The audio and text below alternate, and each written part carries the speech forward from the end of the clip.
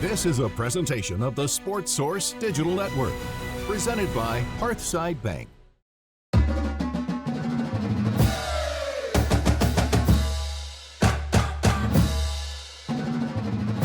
Welcome in to the Sports Source Digital Network. I'm John Pennington, joined by Will West right over there from 99.1 The Sports Animal. It's the same spot where this gentleman works. John Wilkerson recently announced that he would be going into the Tennessee Broadcast, the Radio Hall of Fame, or Broadcasters Hall of Fame. What's the Hall of Fame? It's the Tennessee Radio Hall of Fame. It's pretty cool. Congratulations. Wow. Yeah, thank you so much. It's such an honor that I couldn't remember radio broadcast.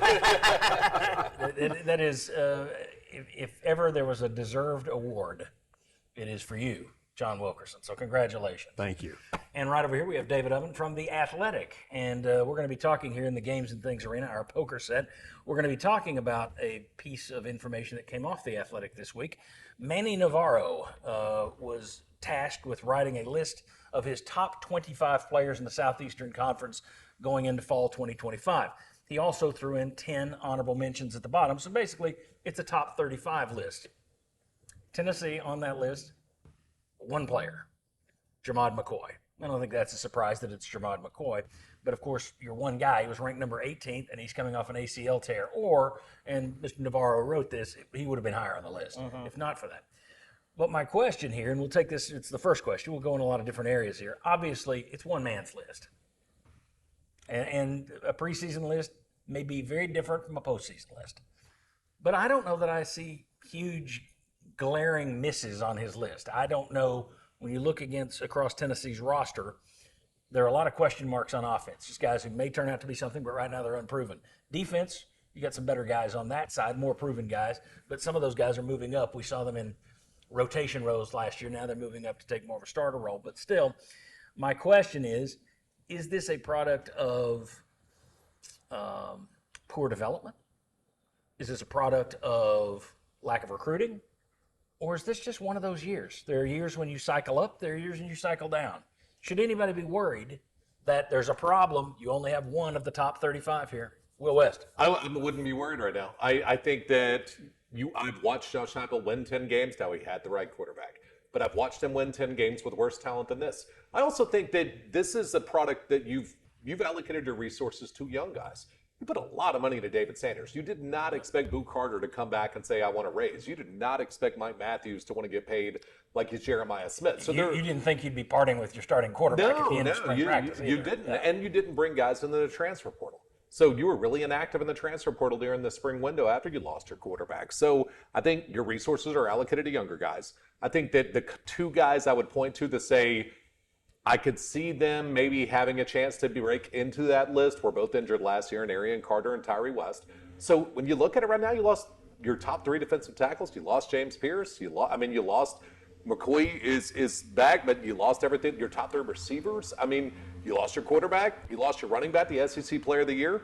This is just one of those years in my mind, and you've also allocated your resources to young guys, so that means you're just not going to have stars, I think, right now. And I will say that if anybody hears that UFO landing overhead, this studio is in a working zone, so hopefully AI will nix that from the audio. But if not, if you see us get beamed away, you'll know it was the aliens. John Wilkerson, your thoughts on Tennessee only having one player there? Is it a concern? I share Will West's lack of concern because I do think that you see Tennessee saying, essentially, my team's on the field. They've been very choosy in the portal the last couple of years, and they really like the young players that they've been able to bring into the program. And you take a look, it's been a consistent improvement in terms of his very first recruiting class, which was like 40-ish departures. You had 20, they were ranked in the top 25, so it was number 23. Then they jump up to 15. Then it was 12. Last one was 13. That's going with On3's recruiting rankings. And I think that you see that he really likes what his staff has identified in terms of the guys that fit what they want to do on offense, what they want to do on defense. And so that's why you haven't seen Tennessee just going in with a huge shopping cart saying we got to fill it with the portal guys as much as possible. I think Josh Heupel likes his guys. I think you saw him last year be very picky with what he brought in from the portal, and that was a team that wound up in the college football playoff. So I don't think that I would be concerned because I think you can look at guys that it wouldn't surprise you if they finished, as you talked about, on a list at the end of the year as opposed to not being on one to start the year. Yeah, and I have no problem with Manny Navarro looking at it. I mean, if you put a gun to my head and said, here, make a list of 35, I don't know who I would put on there for Tennessee that isn't on there now. So I don't have a problem with his list. Your thoughts on whether or not this is a problem, or is it just, it's a one-year glitch, this is a reset kind of a year? How do you view this? Well, I'll go out on a limb and suggest that all of us are somewhat reasonable at the table. So if we're expecting, 8 wins, 9 wins, maybe 7 wins, then I don't think it's a problem. Because like you said, I think there's going to be some guys that show up and you're rebuilding. You don't have a lot of returning talent. If you've bought into the idea that, Tennessee is going to be challenging for a title, Joey Aguilar's the next Joe Burrow, whatever you want, then, yeah, you should be concerned. Because I don't know that the ceiling for this team is super, super high. But I think, as you said, if you want to say, I don't love the trajectory of the program. The bottom is getting a little rusty. I don't really see that. I think it is just a rebuild, and you've lost, like you said, James Pierce. All of your big-time talents pretty much were gone. I think, that was sort of the kicker with the Ohio State loss is people would be excited because they thought they had Nico coming back, but you looked at the rest of the team, and it's like everyone else is kind of gone. You got some sort of pieces, but not really.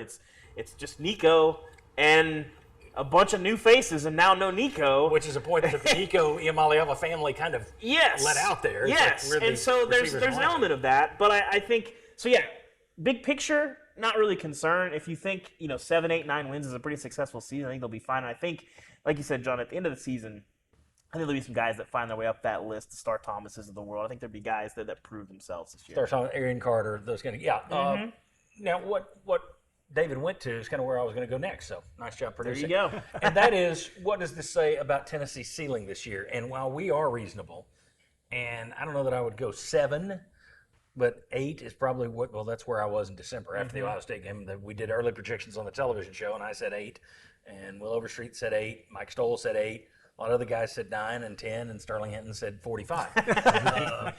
But to me, this feels like the kind of talent you would see on a team that could get to 8 wins. When you look at also the schedule, shouldn't be overwhelming. Barring injury, I could see 8 wins out of this. The problem is there's people out there, they are buying into Atlanta and challenging for titles, and this is just July. Come August, it's going to be national title talk. So what does this say? Is this a wake-up call for people who are expecting? It's one thing to have that as a goal. Atlanta's your goal. It's different to expect that. Does this say something about expectations or no? I think your expectations are lower this year, but I do think you also have a pretty easy schedule. So, Arkansas lost, 35 guys in the transfer portal, replaced them with 22 dudes.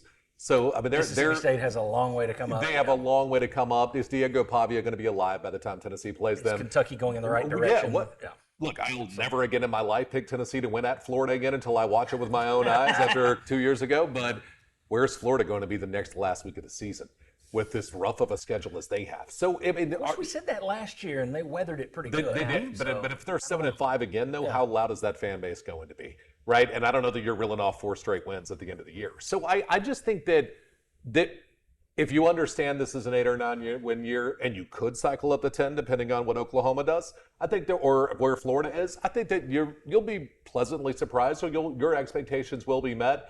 But if you're expecting the playoff, that's a little much. Well, let me throw this up there before I grab your answer. All right. I'll twist it on you here. In terms of, you got an easy schedule, which I myself said. In terms of other guys on this list, other schools and their list, how many people are on there? Tennessee has one person of the top 35 players in the SEC, according to Manny Navarro of The Athletic. Tops in the SEC, Georgia with 5. That's not a surprise. You know who else had 5? Florida. Florida with 5. Texas and Alabama with 4 each. South Carolina, also with the number 1 quarterback on the list, number 1 player overall in Sellers.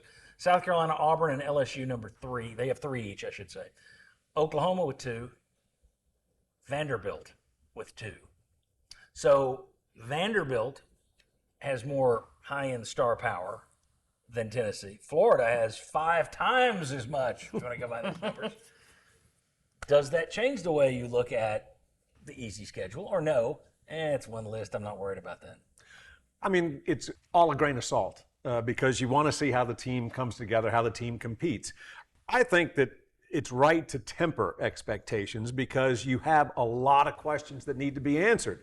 But if they're all answered in the proper manner, then I do think it can break right for Tennessee because, look, we all know that Cooper Mays is going to be the toughest individual to replace on the offensive line versus what they had last year. But if you take a look at the 4 starters that you're replacing, you've got a pretty good chance to be better up front this year than you were last year, because they never met what were, wow, look at that. That's a veteran front 5. This is going to be awesome for Tennessee. It never performed that way. I mean, you're keeping 2 tight ends in for help with pass protection through the mid part of the season. So I do think that there are, and I like the fact that your defensive front got a lot of snaps last year. I mean, it was a deep rotation, and a lot of those guys are back.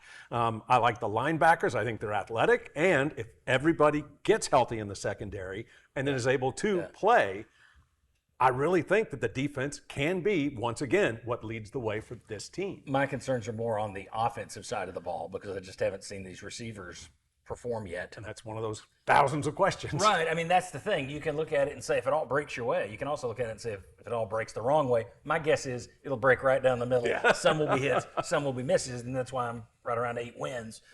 David, your thoughts on the fact that Florida, 5 guys on this list. South Carolina, 3 guys on this list. Auburn with 3. LSU with 3. Oklahoma with 2. Vandy with 2.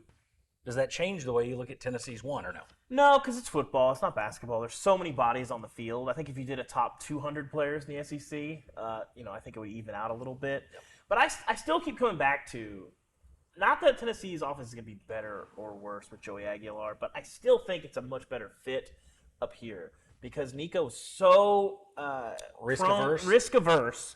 And Joey Aguilar... Not to put words in your mouth. Well, but that's what we're going for. But Joey Aguilar is so far on the other end of the spectrum that I think... I don't think that Joey Halzle, because he's going to be diplomatic, is going to say this, but I think Joey Halzle likes a lot more having to pull a quarterback back from throwing 19 picks to pushing a quarterback to push the ball down the field, throw into tighter windows. Every time I've talked to Joey Halzle, he talks a lot about, our guys got to cut it loose. They got to let it rip. I didn't see Nico letting it rip last year. He's a good player. I think he's going to be a fine quarterback ultimately in the course of his career. I did not see him let it rip a lot. And Joey Aguilar, you're not going to have to tell him twice. There were times, though, I will say this, in Nico's defense, which you don't want to be Nico's defensive attorney around here, but there were times last year I saw a really good film breakdown. Somebody did an all-22 of him just standing back and holding the football. And it's like, okay, look downfield. It's 3 verticals. There's no one to throw to. Yeah. So there were times where he looked risk averse and didn't put it up there. There were other times where it's like, is there somewhere to throw it here? So I'm not completely defending. Some of that though is like if you've got a guy like Drew McCoy downfield, if he's the ball up, if he's even, he's leaving type of situation. I didn't see a lot of that last year. Let your receivers go make plays, and if Mike Matthews matures into that guy, well, in the times they tried, you had a lot of drops on the other end. Exactly. But I thought he was late on a lot of this. I didn't think he threw it early enough to let a guy make a play. I don't know if that's what they called because they aren't particularly creative without Alex Golish, or if that's what Nico could do.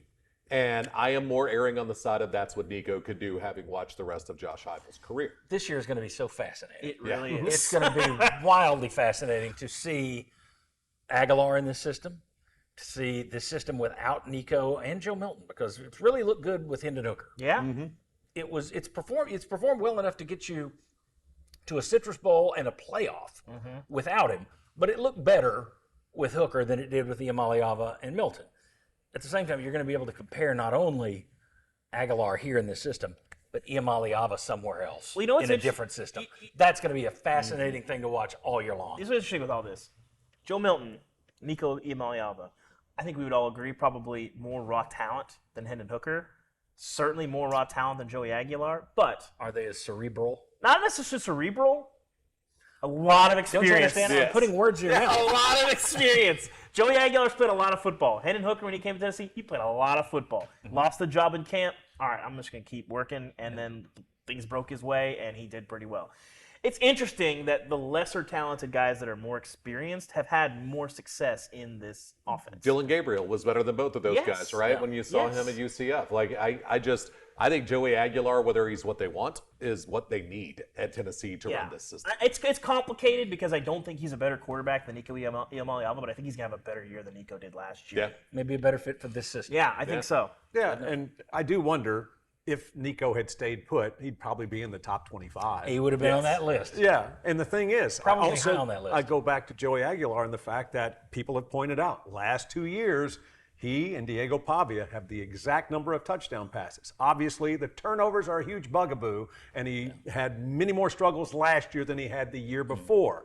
But I still think there's a fine line, and yet you can't find him ranked individually higher than 13th, 14th, or 15th when anybody stacks the quarterbacks in the conference top to bottom. So I just think that, again, getting back to the fine line, if you can rein him in, and I agree with you 100%, much easier to rein in a quarterback as opposed to, come on, take a shot, please. Yeah. I do think that this could be a very good fit. And people are tired of hearing me say this, but again, go back through Heupel's career as a head coach. He's never had a quarterback throw double-digit interceptions, which speaks to what you're talking about. And again, we had an assistant coach, former defensive coordinator, who was on our set 2 years ago when Hendon Hooker was being spectacular.